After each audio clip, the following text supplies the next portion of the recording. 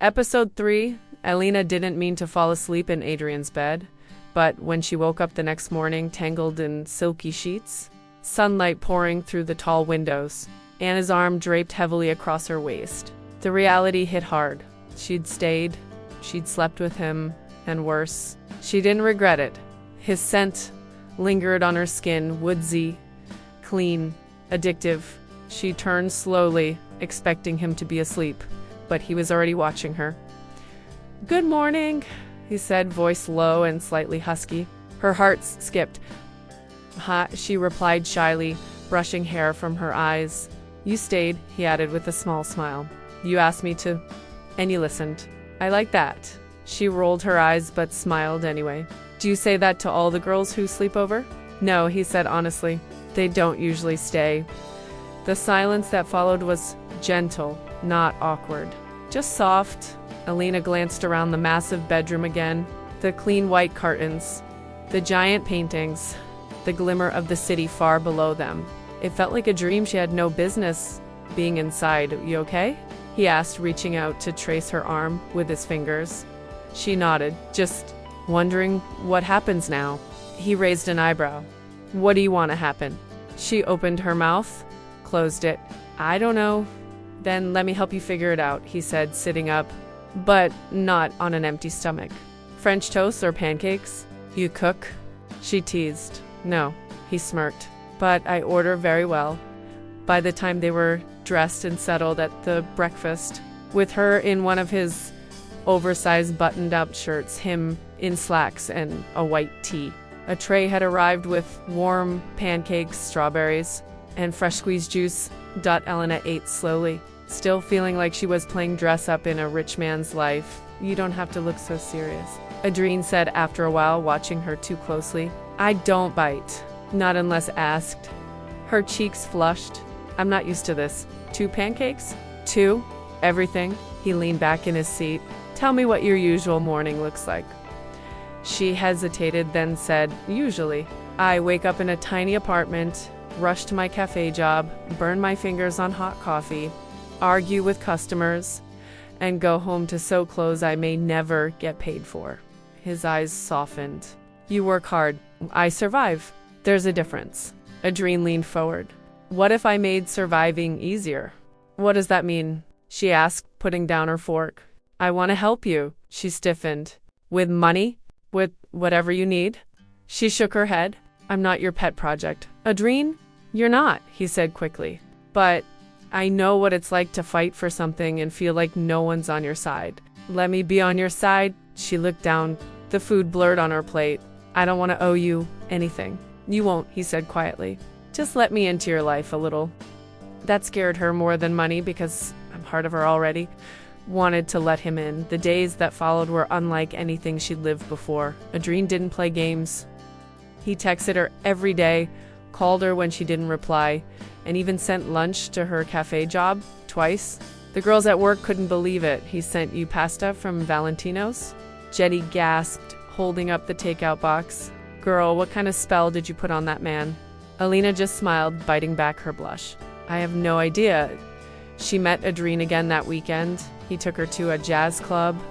Private, quiet. He wore a fitted charcoal suit. She wore a green dress she'd sewn herself, one of her favorites, even though she'd never had anywhere special to wear it. Adrien stared at her the whole night like she was art. And when he kissed her, afterward in the back seat of his black car, with the city lights bouncing through the windows, she forgot how to breathe. But everything that goes up comes with a risk of falling. Elena knew that too well.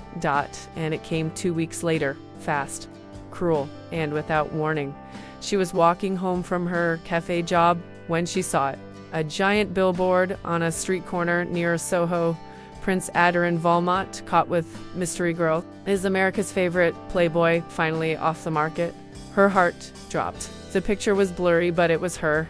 The green dress, the kiss outside the club. It was splashed in full color for the whole city to see. She stopped cold. People were already crowding around it, reading the gossip headline, whispering. Panic raced through her chest. Her phone buzzed, text after text. Friends, co-workers, even her neighbor downstairs. Girl, you're on the news. Is it true? You're dating that Adrien? Good? Looks intense. She didn't answer any of them. She just walked home with shaking hands. By the time she got into her apartment, Adrien had already called twice. On the third ring, she answered. Elena, how did they find me? She said, voice trembling. I'm sorry. I don't know how the photo got out. You said this wouldn't happen. I never said that. You promised to keep it private. I promised to keep you safe. And I still will. She was pacing now. Her chest felt tight. You don't understand. I don't want this life. I'm not built for fame. I don't want people watching me, knowing me. I'm normal, Adrien. You're not normal to me, he said softly. You're everything. That made it worse. She wanted to scream, cry, something. Instead, she said, I need space. There was silence. Then he said, I'll give it, but not forever.